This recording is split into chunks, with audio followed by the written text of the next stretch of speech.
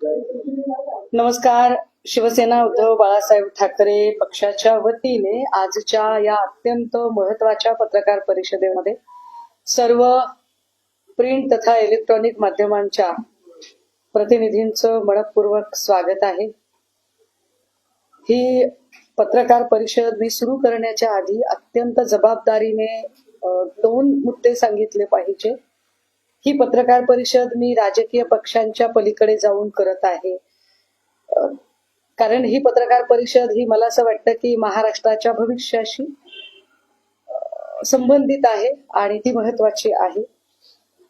मी ही पत्रकार परिषद सुरू करण्याच्या आधीच राज्याचे माननीय मुख्यमंत्री तथा गृहमंत्री यांना विनंती करेल की त्यांनी मला खरंच सुरक्षेची हमी द्यावी आणि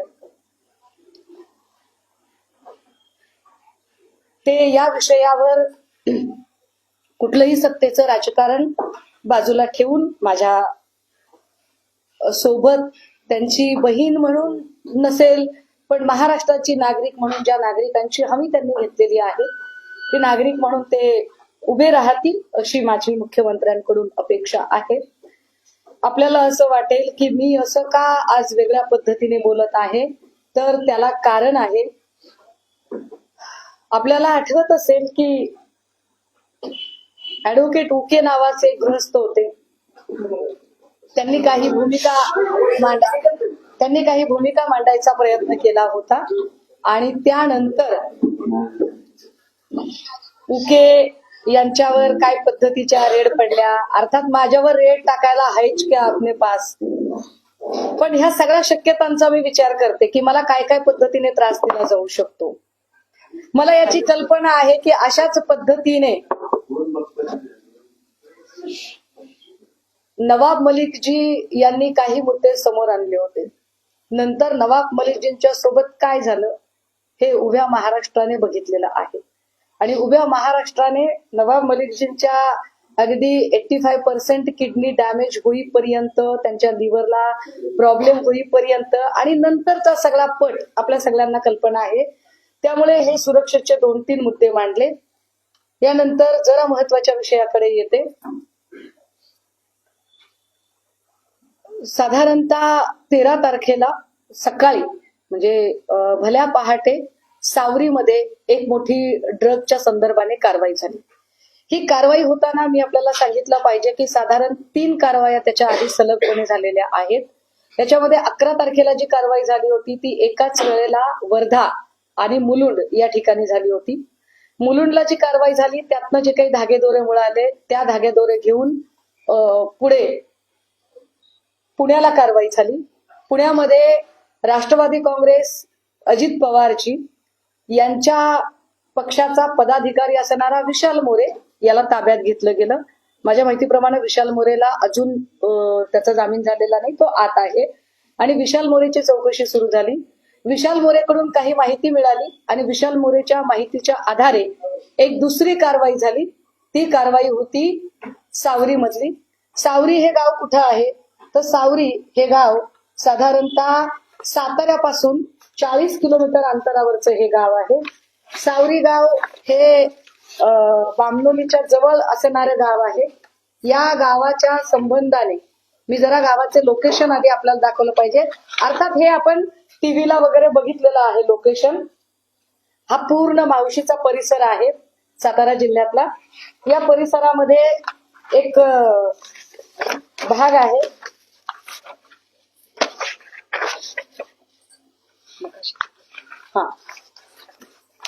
हे साधारणतः याच्यामध्ये 2 गोल दिसत आहेत आपल्याला.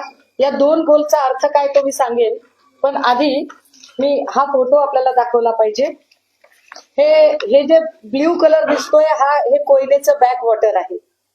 मी स्वतः हे इतके तपशील सांगते कारण मी सावरीत जाऊन आले आणि एक एक गोष्ट बघितली आहे आणि सावरीतल्या प्रत्येक बाबी मी सावरीमध्ये आपल्याला सगळ्यांना घेऊन जाण्याचाही विचार केला होता, पण एक तर रस्ता अत्यंत अवघड आहे. या अवघड रस्त्यावरनं सगळे पत्रकार येऊ शकले असते का? लाईव्ह युनिट तिकडे नेणे शक्य नव्हते. दुसरं असं की मी तिकडनं लाईव्ह करणं शक्य नव्हतं कारण रेंज अजिबात नाहीये. हे बॅकवॉटर आहे कोयनेचं. इथे साधारणतः एक बांधकाम दिसत आहे. हे रिसॉर्ट आहे, हे रिसॉर्टचं बांधकाम आहे. इकडे अजून काही भाग दिसतोय. इथे आतल्या बाजूला स्विमिंग टँक आणि बऱ्याच गोष्टी तयार होत आहेत. आता याच्या सोबतच जे मी आपल्याला दुसरा दाखवला हिस्सा, तो साधारणतः म्हणजे हा मोठा गोल जो आहे, हा मोठा गोल म्हणजे रिसॉर्ट आहे आणि हा छोटा गोल म्हणजे तो पत्र्यांचा शेड आहे, ज्या शेड मध्ये ही कारवाई झाली. हे अंतर साधारणतः आपण बघा. इथे आपल्याला साधारण जर आपला कॅमेरा जर झूम करू शकला तर हा एक महामार्ग आहे जो गावामध्ये जातो. हा महामार्ग गावात जातो आणि याला जोडून एक पांढरी रेषा आपल्याला दिसते. हा साधारणतः 1200 मीटरचा रस्ता आहे सिमेंट कॉन्क्रीटचा. हा 1200 मीटरचा सिमेंट कॉन्क्रीटचा रस्ता. याचे साधारणतः माझ्याकडे अजून निविदा आली नाही, पण जी मी माहिती घेतली त्यानुसार हा 75 लाख रुपये किमतीचा हा रस्ता बांधलेला आहे. हे विशेष आहे की बघा, इथे एकही गाव दिसत नाही, इथे घर नाहीये, इथे लोकवस्ती नाहीये, इथे वर्दळ नाहीये, इथे कुठेही माणसं राहत नाहीत. मग 75 लाख रुपये किमतीचा रस्ता इकडे का दिला? हे सिमेंट कॉन्क्रीटचा रस्ता का बांधला इथे? हे फार विशेष आहे की हा सिमेंट कॉन्क्रीटचा रस्ता का बांधला? जर इकडे एकही माणूस नाही, गाव नाही, घर नाही, वर्दळ नाही, तर या शेडला जोडणारा रस्ता का केला गेला? जर आपण पायी चालत गेलो तर 15-20 मिनिटं लागतात. जर आपण या ठिकाणी गाडीने चालत गेलो तर साधारणतः 5 मिनिटं लागतात. मी आता आपल्याला हा फोटो दाखवला पाहिजे. हे शेड आहे, हे रिसॉर्ट आहे. या रिसॉर्ट मध्ये साधारणतः आता 7-8 रूम बांधून तयार आहेत आणि जो आतला भाग मगाशी दाखवला त्याच्यामध्ये खाली अजून वेगवेगळ्या अमेनिटीज तयार होत आहेत. हे इकडे काम, त्याची गिट्टी आणि फरशा आहे. हा पत्र्यांचा शेड आहे. ठीक आहे. इकडे एक डस्टर गाडी थांबलेली आहे जी कारवाईसाठी गेलेली होती. आता कारवाईसाठी गाडी गेली होती आणि ही साधी गाडी आहे. आता याच्या नंतर या सगळ्यांमध्ये ही जी कारवाई झाली, या कारवाईमध्ये 45 किलोचं ड्रग सापडलं. या 45 किलो मध्ये मी आपल्याला त्याची किंमत थोडी हायलाइट केली पाहिजे. मी काही लोकांना विचारत होते आणि मी काल अख्खा दिवस त्याची माहिती घेत होते. साधारणतः 52 ग्रॅम जर ड्रग्ज घ्यायचा असेल तर 52 ग्रॅम ड्रग्जला 10 लाख रुपये लागतात. 52 ग्रॅम ड्रग्जला जर 10 लाख रुपये लागतात तर 45 किलो ड्रग्जला किती? तर ते साधारणतः 115 कोटी रुपये होतात. 115 कोटी रुपयाचं ड्रग्ज या ठिकाणी सापडलं आणि ही बातमी फारशी काही हायलाइट होत नाही. हे विशेष. बरं, आता ही माहिती मी तुम्हाला देते, ही इंटर रिलेट कशी होते बरं? तर मी सांगितलं पाहिजे की हे रिसॉर्ट कुणाच्या मालकीचं आहे. हे रिसॉर्ट साधारण प्रकाश शिंदे या व्यक्तीच्या मालकीचं आहे. प्रकाश शिंदे कोण आहेत? प्रकाश शिंदेचा काय संबंध आहे आणि प्रकाश शिंदे इकडे का गेले होते? तर या शेडला, हे जे शेड आहे, या शेडला याचा मालक आहे गोविंद शिनकर. गोविंद शिनकरच्या शेडमध्ये, गोविंद शिनकरच्या शेडची चावी ही ओंकार डिगेने मागितली. ओंकार डिगेला सावरी गावामध्ये काळू नावाने ओळखतात. हे काळू नाव साधारणतः ओंकार डिगे. प्रकाश शिंदेचं हे रिसॉर्ट आहे. हा जो शेड आहे, हा शेड हा गोविंद शिनकरच्या मालकीचा आहे. गोविंद शिनकरच्या मालकीचा आहे हे मी कसं काय सांगू शकते? तर त्याची तुम्हाला मी सातबारा दिली पाहिजे. येस, पत्र्याच्या शेडमध्ये ड्रग्ज सापडला आणि या शेडची सातबारा गोविंद शिनकरच्या नावची आहे. ही गोविंद शिनकरची सातबारा. या गोविंद शिनकर कडून चावी घेतली ओंकार डिगेने, असं गोविंद शिनकरने माहिती दिलेली आहे. ती माहिती आलेली आहे पुढे. आता याच्या नंतर जे रिसॉर्ट आहे ते रिसॉर्ट हे प्रकाश शिंदे नावाच्या माणसाच्या मालकीचं आहे. त्याची ही सातबारा, हे प्रकाश शिंदे. आता प्रकाश शिंदेच्या नावची ही सातबारा, मी एक एक गोष्ट रिलेट करत सांगेल आपल्याला.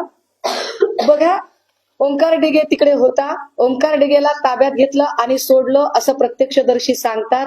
त्याला ताब्यात घेऊन का सोडलं याची उत्तर अजून मिळत नाहीत. दुसरी महत्वाची गोष्ट की जर साताऱ्यामध्ये हे सगळं घडत होतं तर याच्यासाठी मुंबईचे पोलीस का गेले, साताऱ्याच्या पोलिसांना ही गोष्ट का कळली नाही. घाटकोपरचे क्राईम ब्रँचचे PI आत्मजी सावंत यांनी ही कारवाई केली. आत्मजी सावंत यांनीच मुलुंडला धाड टाकली होती. आत्मजी सावंत यांनीच विशाल मोरेला ताब्यात घेतलं होतं आणि आत्मजी सावंत हेच साताऱ्यामध्ये गेलेले होते. आता इथपर्यंतची ही गोष्ट झाली. हे सगळं तिथे अजून एक माणूस होता जो फरार झाला. हे हॉटेल कुणी चालवायला घेतलं होतं, हे रिसॉर्ट कुणी चालवायला घेतलं होतं, तर रणजित शिंदे नावाच्या माणसाने चालवायला घेतलं होतं. रणजित शिंदे कोण आहे त्याच्या नेमणुकीचं पत्र जरा मी दाखवलं पाहिजे. हा रणजित शिंदे हा एकनाथ शिंदे साहेबांच्या गटाचा, कारण ओरिजिनल शिवसेना आम्हीच आहोत, हा एकनाथ शिंदे साहेबांच्या गटाचा हा युवा सेनेचा तालुका प्रमुख आहे. त्याचे हे नियुक्ती पत्र आहे. हा नुसता तालुका प्रमुख नाही, एकनाथ शिंदे साहेब ज्या मूळ गावचे आहेत त्या गावचा हा सरपंच आहे. दरेगावचा हा सरपंच आहे. मी खुलासे अजून करत जाईन. मी म्हणून म्हटलं की माननीय मुख्यमंत्र्यांनी मला सुरक्षा दिली पाहिजे. या सगळ्या संबंधाने काही गोष्टी त्यानंतर पुढे आल्या की 45 किलो ड्रग सापडलेला होता, पण ओंकार डिगे ताब्यात घेऊन का सोडण्यात आला. हा जो रणजित शिंदे आहे, हा रणजित शिंदे कुठे आहे, काय झालं त्याचं नेमकं. रणजित शिंदेच्या संबंधाने मी अजून एक माहिती आपल्याला दिली पाहिजे. ही माहिती अशी की तो दरेगावचा तर सरपंच आहेच आहे, पण रणजित शिंदे हा ते हॉटेल चालवत होता. हे हॉटेल त्याने का चालवावं, त्याचा काय संबंध आहे आणि प्रकाश शिंदे नेमके कोण आहेत. तर the most important thing, the suspense of the story, Prakash Shinde हे माननीय मुख्यमंत्री उपमुख्यमंत्री एकनाथ शिंदे साहेब यांचे सख्खे भाऊ आहेत. प्रकाश संभाजी शिंदे हे एकनाथ संभाजी शिंदे यांचे सख्खे भाऊ आहे. एकनाथ संभाजी शिंदे यांचे दुसरे बंधू सुभाष संभाजी शिंदे. काही लोक म्हणतील की तुम्ही चुकीची माहिती सांगताय. मला असं वाटतंय की आपण ती विकिपीडियाला सर्च करावी, आपण ती क्रॉस टॅली करावी. ठाण्यामधून 2017ला प्रभाग क्रमांक 17 मधून यांनी नगरसेवक पदाची निवडणूक लढवलेली होती. ही त्यांची वडिलोपार्जित सातबारा आहे. या वडिलोपार्जित सातबाऱ्यामध्ये सुभाष संभाजी शिंदे आणि प्रकाश संभाजी शिंदे हे दोघे जण एकत्र दिसतात वडिलोपार्जित सातबाऱ्यामध्ये.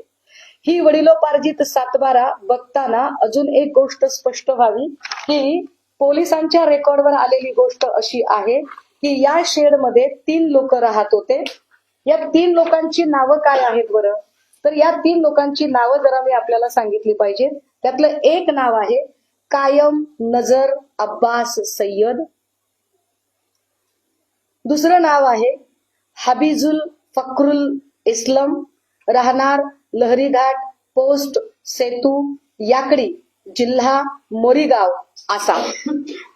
आणि तिसरं नाव आहे राजिकुल खलीलुल रहमान. आता ही 3 माणसं या शेडमध्ये कशी आली, आसामहून इकडे कशी आली, कुणी आणलं असेल बरं त्यांना इकडे. ह्या सगळ्यांची उत्तरं शोधली पाहिजेत कुणीतरी. 45 किलो ड्रग्ज नुसतं तिथे सापडलं म्हणजे खूप सारे ड्रग्ज असेल. कुणी आणलं त्यांना. याच्यातले काही बांगलादेशी आहेत असं म्हटलं जाते. बांगलादेशी आलेत, अहो एरवी शोधून शोधून काढतात. मग आता किरीट सोमय्या, राणा राणे, कंगना रनौत, वेर आर दे, हे सगळे लोक कुठे आहेत. ते का प्रश्न उपस्थित करत नाहीयेत की ही 3 लोक इथे का आली. बरं ही 3 लोक कसलं काम करत होती, ही लोक कसं, याचा एकाचा पत्ता आसामचा आहे. काल हर्षवर्धनजी सपकाळ साहेब यांनी असं म्हटलंय की हे बांगलादेशी आहेत. हे बांगलादेशी आहेत की नाही हे अजून पोलीस स्पष्टपणे सांगू शकतील. पण अतिशय महत्वाची आणि स्फोटक गोष्ट ही आहे की या संबंधाने तुषार दोशींनी काही बातमी लपवलेली आहे, काही माहिती लपवलेली आहे. माहिती काय लपवली आहे तुषार दोशींनी. तुषार दोशींनी ही माहिती लपवली की प्रकाश शिंदे नेमका कोण आहे. तर प्रकाश शिंदेचा संबंध काय, तर पोलिसांनी जी माहिती दिली होती आणि पोलिसांनी जे म्हटलं होतं आणि ज्याच्यानुसार अनेक ठिकाणी बातम्या आलेल्या आहेत, हे मी सांगितलं पाहिजे आवर्जून. कारण मी ड्रगच्या रॅकेटवर गेली 3 वर्ष काम करते आणि 3 वर्ष काम करताना शंभूराज देसाईंनी माझ्यावर अब्रू नुकसानीची केस वीस टाकायची भाषा केली. मी घाबरत नाही तुमच्या केसेसना, कारण प्रश्न इथल्या युवा पिढीच्या भविष्याचा आहे. या शेडमध्ये नेमकं असं काय काम चालत होतं, हे मध्ये एक दोन महिने गायब होते, पण हे 1.5-2 वर्षांपासून होते असं स्थानिक सांगतात. हे लोक बाहेर येत नव्हते. हे बांगलादेशी का असावेत, असं का वाटतं, यावर जेव्हा मी काल स्थानिकांशी बोलत होते तेव्हा स्थानिक सांगत होते की यांच्या चेहऱ्याची ठेवण भारतीय लोकांसारखी नाही. या लोकांच्या चेहऱ्याची ठेवण वेगळी दिसते, त्यामुळे हे वेगळ्या लोक वाटत असतील. मग हे काम काय करत होते, हे तिकडे खोदकाम करत होते का, हे तिकडे बांधकाम करत होते का, हे तिकडे काही खाणीचं वगैरे काम करत होते का, मग ते काम दिसलं का नाही.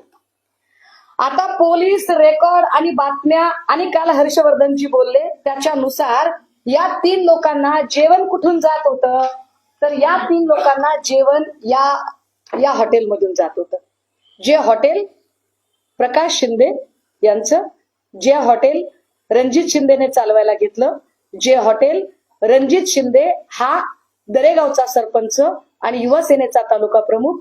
आता प्रश्न असा निर्माण होते की असं पंचतारांकित रिसॉर्ट तयार होत आहे आणि अशा रिसॉर्ट मधलं जेवण 3 कामगारांना परवडलं कसं काय. 3 कामगारांना परवडतं कसं हे जेवण, की रोज इकडनं जेवण जाते. असं आपण गृहीत धरू की हे 100 रुपयाला ताट असेल, तर 100 रुपयाला ताट द्यावं, इतकी वाईट अवस्था या रिसॉर्टच्या मालकावर कशी काय आली की त्यांनी 100 रुपयाचं ताटाचं जेवण त्यांना द्यावं. माहिती माझी नाही, ही माहिती पोलिसांच्या तपासातली माहिती आहे. फार याच्यापेक्षा अजून काय स्फोटक असू शकतं, तर याच्यापेक्षा स्फोटक ही गोष्ट आहे की कुठलीही FIR ही पब्लिकली असली पाहिजे. FIR हे पब्लिक डॉक्युमेंट आहे. ऑनरेबल कोर्टाने या संबंधाने एक निर्वाळा दिलेला आहे.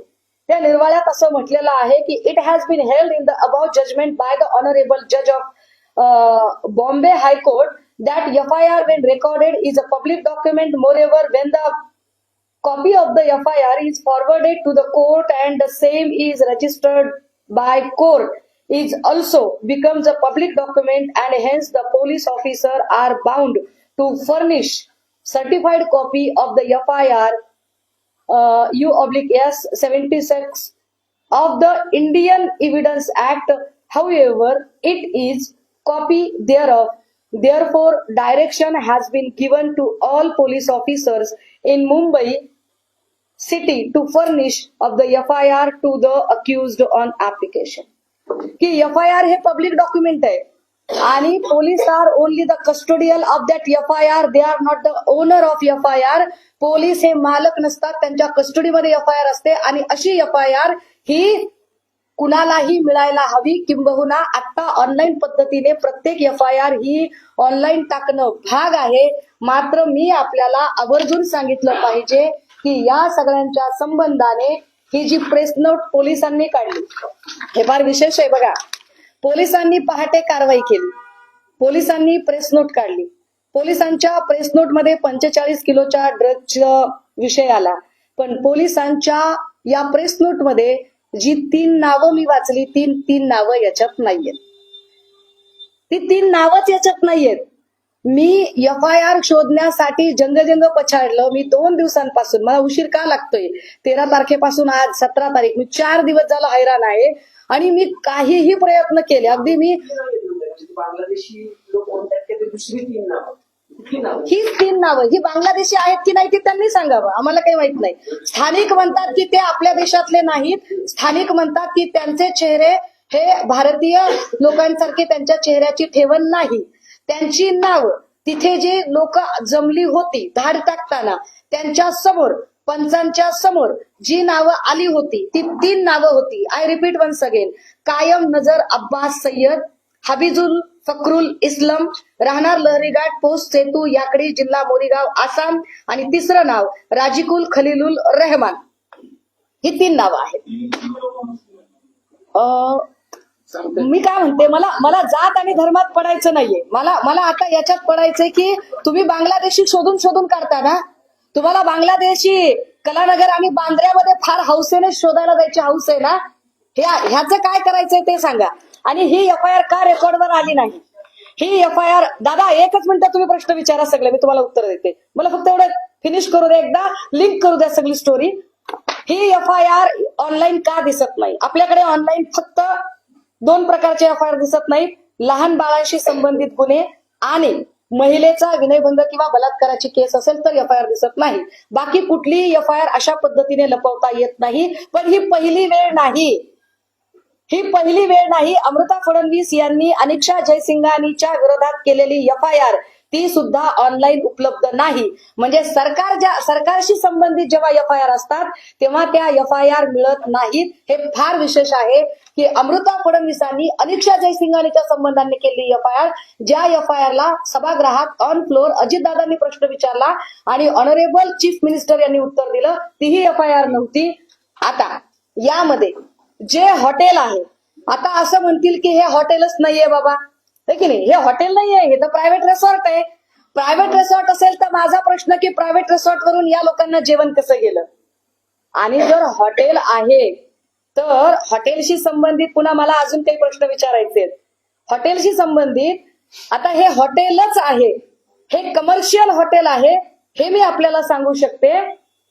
ते असं की या हॉटेलचं नाव हे हॉटेल तेज यश असं आहे. तेज यश कोण आहेत बरं? तर तेज आणि यश ही प्रकाश शिंदे यांची 2 मुलं आहेत.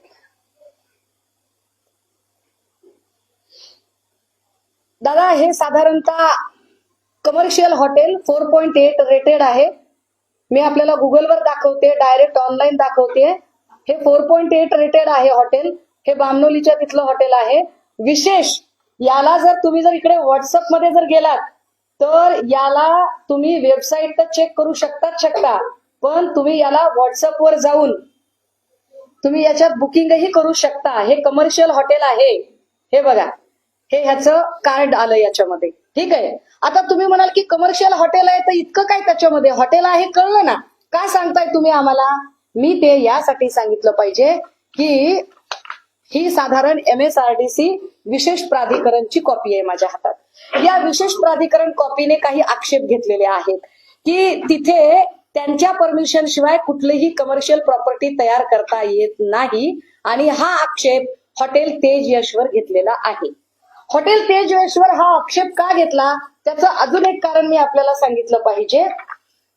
एक दुसरा कारण त्याचं मी अजून एक आपल्याला कारण सांगितलं पाहिजे की यामध्ये विशेष कोयना धरणाच्या परिक्षेत्रामध्ये किमान 75 मीटर अंतरापर्यंत तिथे कुठलेही बांधकाम करता येत नाही. असं असताना सुद्धा फक्त 5 मीटर अंतरावर हे बांधकाम केलं गेलं. नाही, कॉपी आहे, रूल आहे त्याच्यामध्ये. तर फक्त 5 मीटरच्या अंतरावर हे बांधकाम केलं गेलं. आता जर 5 मीटरच्या अंतरावर जर तुम्ही बांधकाम केलेलं आहे तर काय याच्यावर आक्षेप घेतले गेले? त्याचं काय केलं? एकाही अभियंत्याने यावर आक्षेप घेतला नाही. हे प्रिव्हिलेज कुणाला दिले गेले? हे प्रिव्हिलेज प्रकाश शिंदेला मिळाले.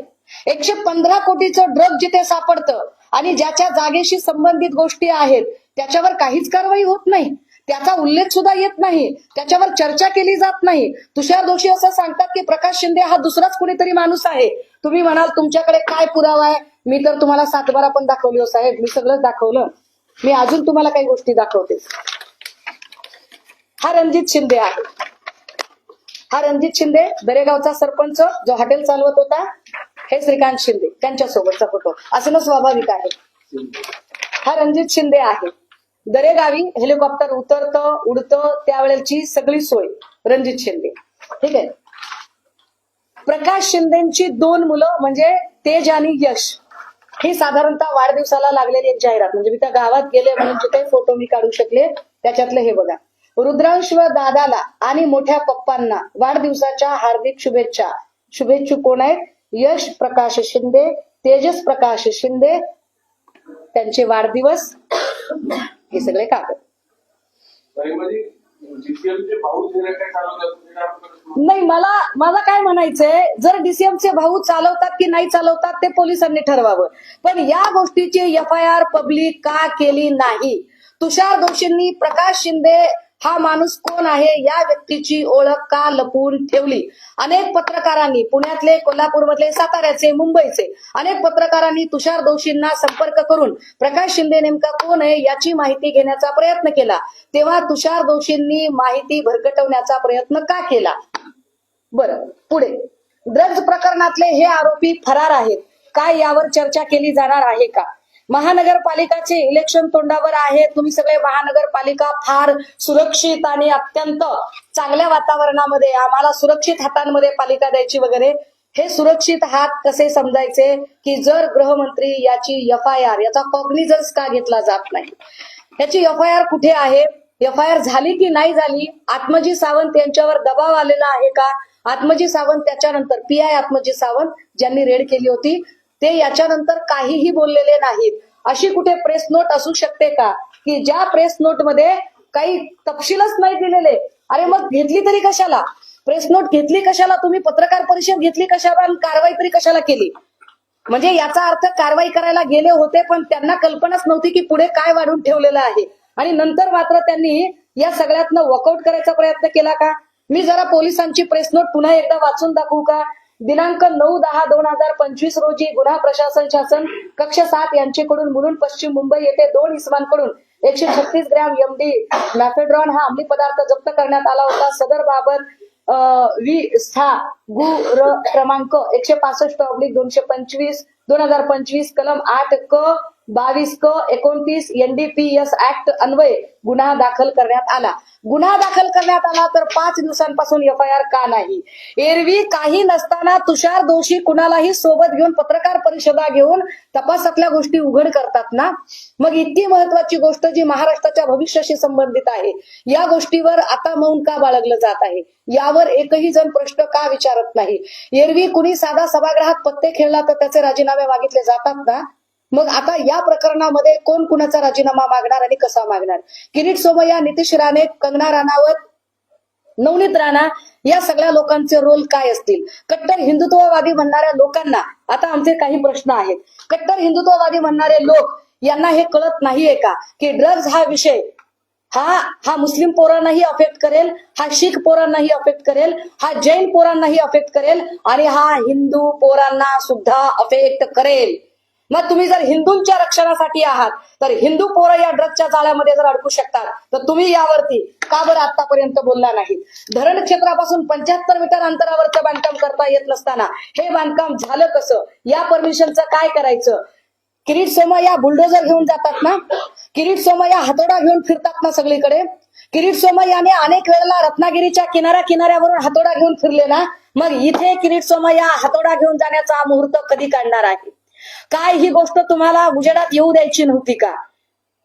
तुमच्याकडे म्हणजे मी म्हटलं की हे पक्षीय राजकारणाच्या पलीकडे नेलं पाहिजे, पण निवडणुकांमधला पैसा आणि या ड्रग्ज मधून आलेला पैसा या दोन्हींचा कुठे काही संबंध आहे का?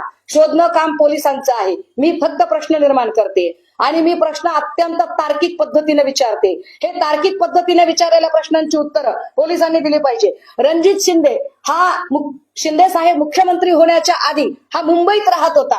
एरवी लोक खेड्यातून शहराकडे जातात. रणजित शिंदे हा एकनाथ शिंदे मुख्यमंत्री झाल्यानंतर शहराकडून खेड्याकडे का गेला? लॉजिक आहे की का तो खेड्याकडे गेला? त्याचं एवढं असं काय अडलेलं होतं? कितीतरी गोष्टी.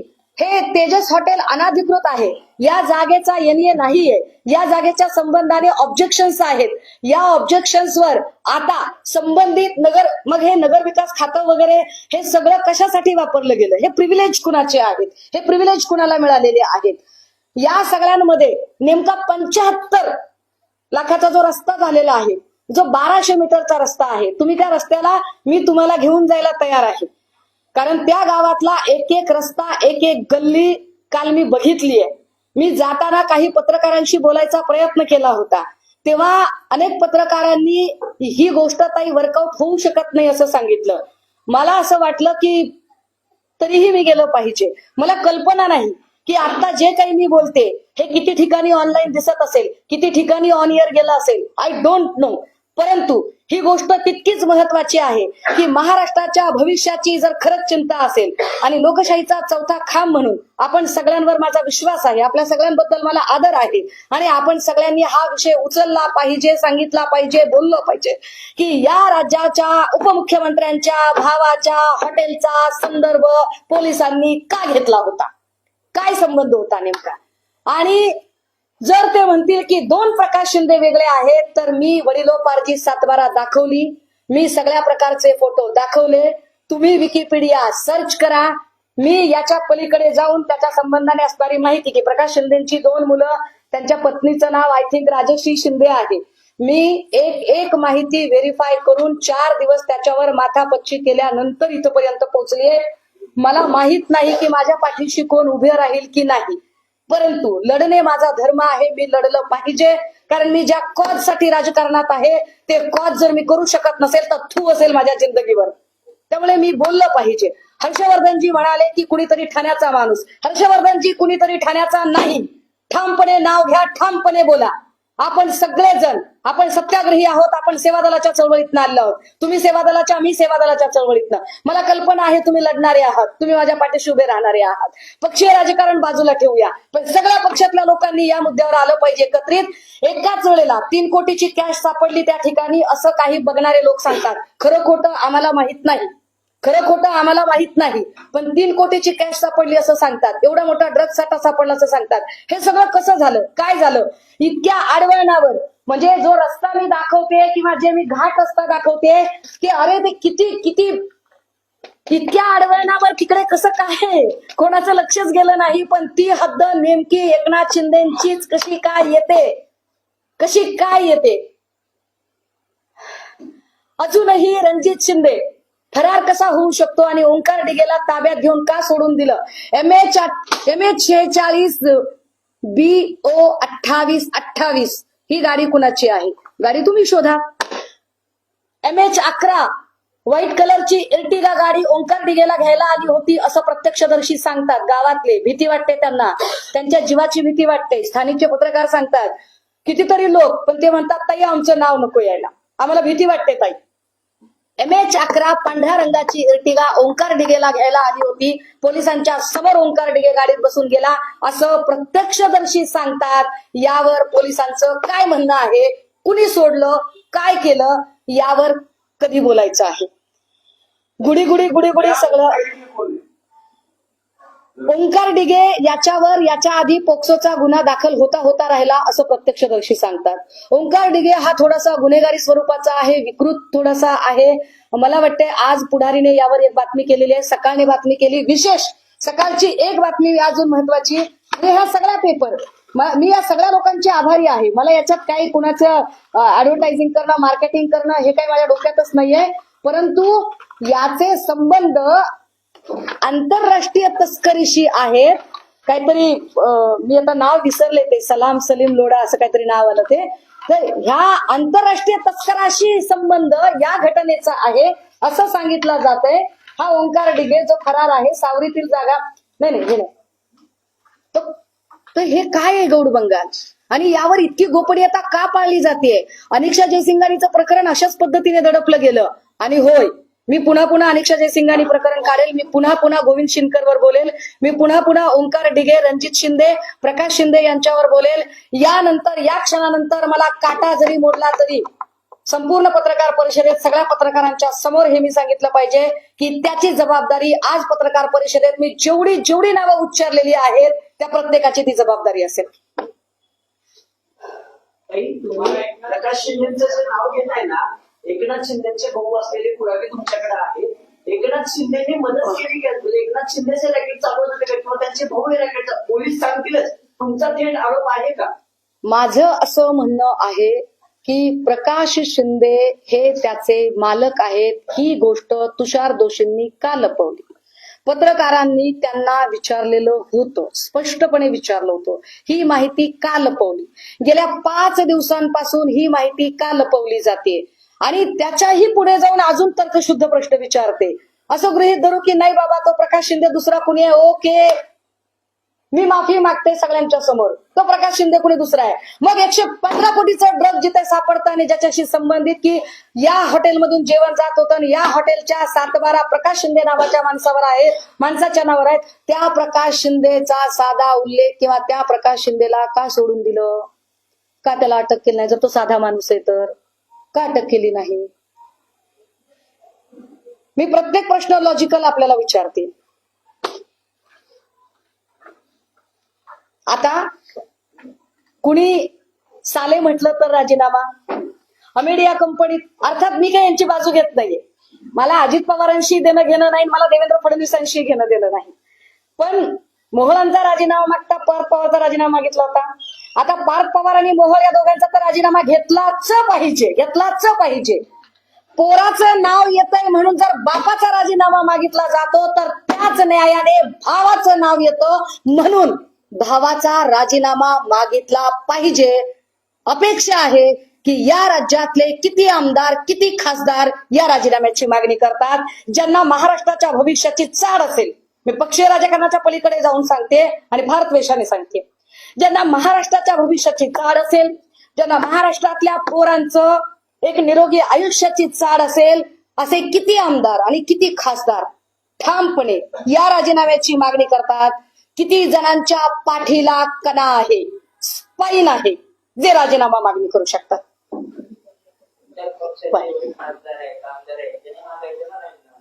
अरे माझा तर पक्ष मागेल. मी भाजप, सेना सगळ्यांनाच म्हणते.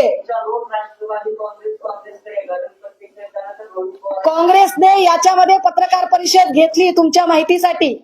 काँग्रेसने यामध्ये हर्षवर्धनजींनी यावर पत्रकार परिषद घेतली. माझ्या माहितीप्रमाणे विजयजी वड्डेट्टीवार यांनी पण त्यावर काहीतरी उवाच केलेला आहे.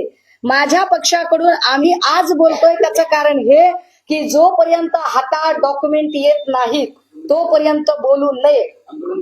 हा, पण डॉक्युमेंट जोपर्यंत सॉलिड आणि व्हॅलिड हातात नसतात तोपर्यंत बोलायचं नाही. हा मी माझा स्वतःला घालून घेतलेला नियम आहे आणि मी त्या कागदपत्रांच्या सह आज बोलते की कोण आता एकनाथ शिंदे आणि श्रीकांत शिंदे राजीनामा द्यावा असं स्पष्ट म्हणतो तुमच्या. ऍटलिस्ट ही चौकशी होईल, प्रकाश शिंदे कोण आहे कळेपर्यंत. एकनाथ शिंदे साहेबांनी राजीनामा द्यावा ही माझी मागणी आहे, पण ही सभागृहाच्या बाहेरची आहे. सभागृहाच्या आत सगळ्या पक्षाच्या लोकांनी मागणी का एकनाथ शिंदेनी मी राजीनामा विरोधी पक्ष म्हणून, या पक्षाची उपनेता म्हणून, या पक्षाची प्रवक्ता म्हणून, या पक्षाची जबाबदार पदाधिकारी म्हणून आणि त्याही पेक्षा या महाराष्ट्रातली सजग नागरिक म्हणून, होय, मी श्रीयुत एकनाथ शिंदेजी यांच्या राजीनाम्याची मागणी करते.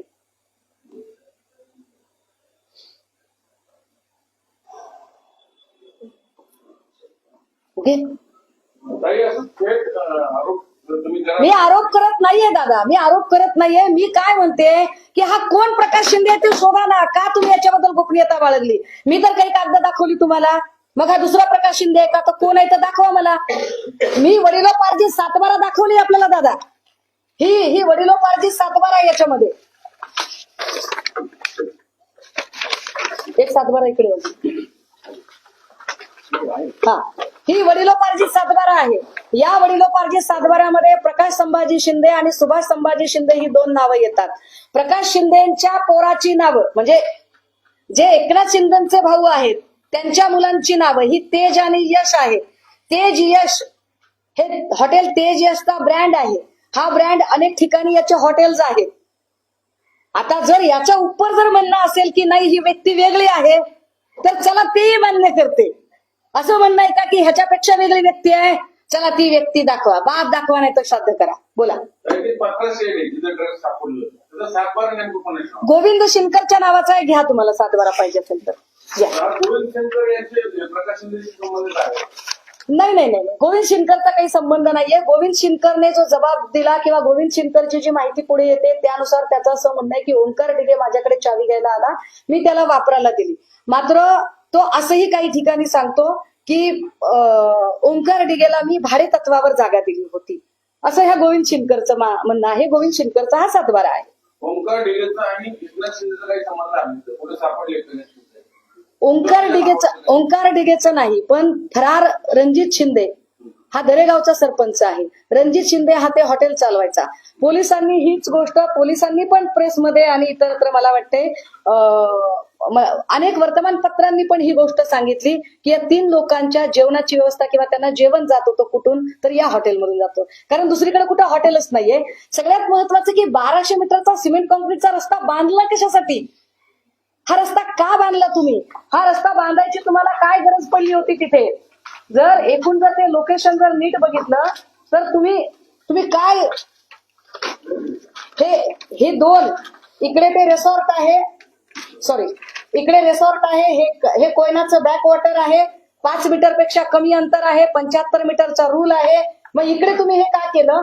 आणि हा साधारणतः महामार्ग आहे गावातून जाणारा आणि हा पांढऱ्या रंगाचा हा सिमेंटचा मार्ग आहे आणि इकडे एकही घर नाहीये. जर इकडे एकही घर नाहीये तर इकडे सिमेंटचा रस्ता बांधायचं कारण काय? क्लॅरिफिकेशन द्यावं लागेल. ज्यांनी निविदा काढली, ज्यांनी पैसे खर्च केले, क्लॅरिफिकेशन द्यावं लागेल की हा रस्ता का बांधला गेला. पत्रा शेड पासून हॉटेलपर्यंत नाही, महामार्गाचा जो रस्ता आहे गावात जाणारा त्याच्यापासून ते पत्रा शेड पर्यंत आहे, हॉटेल पासून नाही दादा. नाही, मी एकनाथ शिंदेकडून असं म्हणत नाहीये. मी गेली 3 वर्ष ड्रग्सच्या संबंधाने भांडते. ललित पाटीलच्या केसमध्येही मी खूप भांडत राहिले. माझी पुन्हा मी याच्यावरती भूमिका मांडली की मी एक जागरूक बहीण म्हणून, आई म्हणून विचार करते की हे कुणाच्याही घरात घडू शकतं. आज आमची पोरं शाळा कॉलेजात शिकतात, आम्ही सगळ्या सुविधा आमच्या लेकरांना देऊ शकतो, पण शाळेच्या गेटवर जर ड्रग्ज पोचत असेल आणि ते जर आमच्या लेकरांपर्यंत पोहोचलं तर आम्ही काय करायचं? हा विचार पक्षीय राजकारणाच्या पलीकडे, जात आणि धर्माच्या पलीकडे जाऊन माणूस म्हणून हा विचार करणं जास्त गरजेचं आहे. आणि यावर मला खरंच अपेक्षा आहे की या राज्यातल्या सगळ्या पक्षाच्या खासदारांनी संसदेत सुद्धा बोललं पाहिजे की एकाच वेळेला 115 कोटीचा साठा, 45 किलो, मला वाटतं आतापर्यंतची ती सगळ्यात मोठी कारवाई असेल. आतापर्यंत वाढवणा बंदर वगैरे इकडे तिकडे काय ज्या कारवाया झाल्या, आणि मी अशी माझ्या सुरक्षेची का बरं मी गरज व्यक्त करते? कारण याच्या आधी जज लोया असतील, उके असतील, नवाब मलिक असतील, ह्या सगळ्या लोकांच्या सोबत काय काय त्यांना त्रास झाला हे सगळं समोर आहे. अधिवेशनामध्ये दादा ही कारवाई 13 तारखेला पहाटे घडलेली होती. मला वाटतं ही 10 वाजता तिकडे स्थानिक जमलेले होते. 11, 11:30 ही बातमी फुटली. त्यानंतर नागपूरपर्यंत ही बातमी थडकायला दुपारचे काहीतरी 1:30-2 वगैरे वाजलेले होते आणि त्यावेळेला अंतिम आठवडा प्रस्ताव मांडून झालेला होता आणि नंतर तर काय वाइंडअपच केलं अधिवेशन, असा तो विषय होता. परंतु या विषयावर येणाऱ्या अधिवेशनात चर्चा व्हावी ना. ते उठवणार नाहीत अशी शंका तुम्हाला का वाटते? नाही, पण आता ते कुठे, त्यांचा कार्यकाळ संपला ना. मी माझ्याकडून आता ही माहिती राष्ट्रवादी काँग्रेसच्या खासदार संसद रत्न सुप्रियाताई सुळे यांना पाठवलेली आहे. मी त्यांना फोनवर कॉन्टॅक्ट करायचा प्रयत्न केला परंतु फोन लागला नाही. कदाचित त्या कामकाजामध्ये बिझी असतील, पण निश्चितपर्यंत मी त्यांच्यापर्यंत पोहोचवेल. मी त्यांच्यापर्यंतच का पोहोचवेल याचं उत्तर लगेच देते, कारण तुमच्या मनात पुन्हा शंका येतात की तुम्ही त्यांनाच का सांगताय. तर एकतर त्या सलगपणे संसद रत्न आहेत, सभागृहात त्यांना बोलायला पुरेसा वेळ मिळतो, त्या मराठी, हिंदी, इंग्रजीमध्ये फार व्यवस्थितपणे मांडू शकतात आणि त्यांनी मांडावं, कारण त्या सुद्धा बहीण, लेक, आई म्हणून अत्यंत संवेदनशील आहेत, त्यामुळे त्याही मांडतील. आणि माझ्या पक्षाचे ओमराजे निंबाळकर, खासदार ओमराजे निंबाळकर हे ऑलरेडी लढतायत या मुद्द्यावर, हे लक्षात घ्या. कारण धाराशिव मध्ये सापडलेला जो काही ड्रग्जचा साठा होता, पण या साठ्याशी संबंध असणारे जे लोक होते त्यांना प्रवेश भाजपने दिला, हेही तितकेच उल्लेखनीय आहे. याच्यामध्ये जे म्हणतात हॉटेल आणि 20-25 याच्यामध्ये रस्ता आहे, एक कनेक्शन, दुसरं म्हणजे जेवणाचं. नाही, हॉटेल आणि शेड मध्ये रस्ता नाही. मी पुन्हा क्लिअर करते. तुम्ही रस्त्याचा महामार्ग, गावात जाणारा महामार्ग, त्याला जोडलेला रस्ता शेडकडे जातो, तो 1200 मीटरचा रस्ता. हॉटेलवरून जेवण 3 लोकांसाठी जात होतं, जे लोक शेडमध्ये राहत होते, अशी माहिती स्थानिकांकडून मिळते. अशीच माहिती वर्तमानपत्र आणि माध्यमांमध्ये आलेली आहे. म्हणून हॉटेल कुठे आहे हे आपण शोधलं, कुणाचं आहे हे शोधलं, तर ते प्रकाश शिंदे नावाच्या व्यक्तीचं निघालं. पण प्रकाश शिंदे हे एवढ्या मोठ्या व्यक्तीचे भाऊ आहेत, ही माहिती पोलिसांनी का लपवली, इतका साधा माझा प्रश्न आहे. Okay, thank you.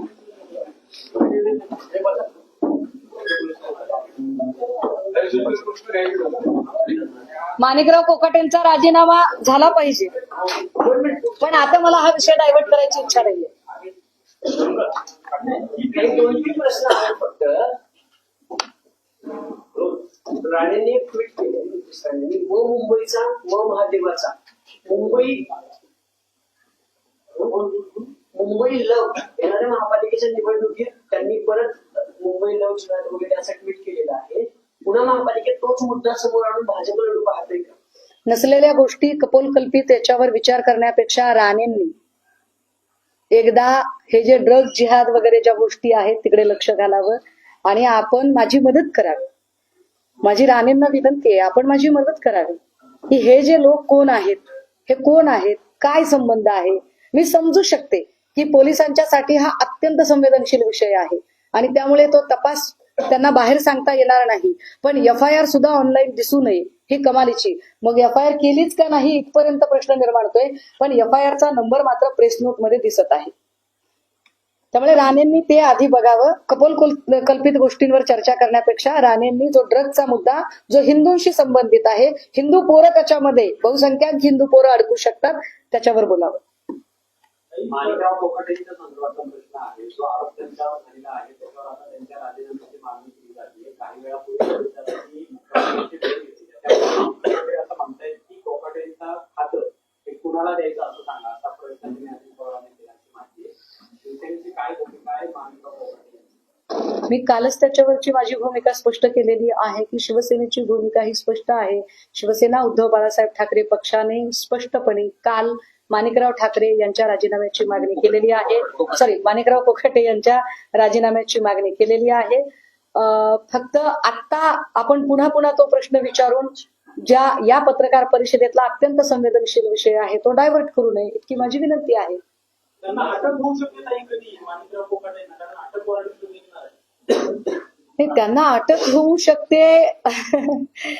या सरकारच्या इतक्या धडाधड विकेट पडत आहेत तरीही हे सरकार पारदर्शकतेचे ज्या पद्धतीने स्वतःची पाठ थोपटून घेत गुणगान करत आहे, मला वाटतंय या सरकारला जरा एक मोठा आरसा प्रेझेंट घेऊन देण्याची गरज आहे. गंमत बघा, दोन्ही उपमुख्यमंत्री सातत्याने अडचणीत येत आहेत की आणले जातात, ते कळत नाही. जर असं वाटत असेल दोन्ही उपमुख्यमंत्र्यांना की आपल्याला ठरवून अडचणीत आणलं जात आहे, तर त्यांनी अशा सत्तेत राहायचं कशाला बरं, बाहेर पडलं पाहिजे. का थांबतायत ते सत्तेमध्ये? उल्हासनगरचे भाजपचे उमेदवार होते नगरपरिषदेचे, त्यांच्यावर गोळीबार झालेला आहे. त्यांच्या कागदावरती गोळीबार उमेदवार. अहो, जिथे गृहमंत्र्यांना मी एवढे प्रश्न आज विचारते की काय सावरी गावातलं नेमकं सत्य काय ते सांगा. FIR जिथं इतक्या सेन्सिटिव्ह विषयामध्ये तपास करणारा तपास अधिकारी आत्मजी सावंत यांना बोलताही येत नाहीये बाहेर, तिथे ग्रह खातं किती केविलवानं झालेलं आहे. आणि अशा केविलवाण्या ग्रह खात्याच्या उपस्थितीमध्ये हे गोळीबार होणं, दिवसाढवळ्या खून होणं फारच सहज आहे. आणि वाईट याचं वाटतंय की अशा गोळीबारामध्ये आमच्या अभिषेक घोसाळकरजींची हत्या झाली, ज्यांच्या हत्येनंतर माननीय मुख्यमंत्र्यांनी कुत्र्याचं पिल्लू जरी गाडीखाली आलं तरी तुम्ही राजीनामा मागाल का असं म्हणत जी अत्यंत हिंकस शब्दामध्ये एका मृत व्यक्तीची संभावना केली, त्यांच्या कुटुंबातल्या एकेकाळच्या आमच्या सहकार्याने पुन्हा त्याच लोकांच्या सोबत जावं. मला काय बोलायचं, मला विषय डायव्हर्ट नाही करायचा.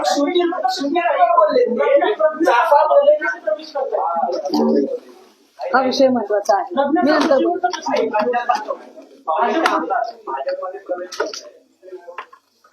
राजेश बसून बोला ना. ह्या सगळ्यांचं एक मला जी गोष्ट कळली की मी अनेक नगरसेवकांशी वगैरे जेव्हा बोलते की अरे काय झालं दादा, कारण ही माणसं लग्न, वाढदिवस, मुंज या कार्यक्रमात जेव्हा भेटतात तेव्हा हे पक्षीय सगळे विधिनिषेध, मतभेद सोडून अत्यंत प्रेमाने बोलतात, आपुलकीने बोलतात आणि ते एकच खाजगीत सांगतात, ताई कितीही काम करा, भाजपमध्ये गेल्याशिवाय निवडून येत नाही. हे भाजपमध्ये गेल्याशिवाय निवडून येत नाही म्हणजे काय? हे निवडून आणतात म्हणजे कुठली जादूची कांडी फिरवतात? ही जादूची कांडी काय आहे? ती ज्याला ज्याला ती जादूची कांडी हवी असेल, मला नकोय ती कांडी. सभा आत्ताच अपघात झालेल्या आहेत तरी त्यांना राजीनामा देऊन भाजपमध्ये का जावं लागते? काय नेमकी नाही तरी भाजपकडे एवढे लोक असताना भाजपला स्वतःचे निष्ठावंत सोडून बाहेरचे का घ्यावे लागतात हा खरा प्रश्न आहे.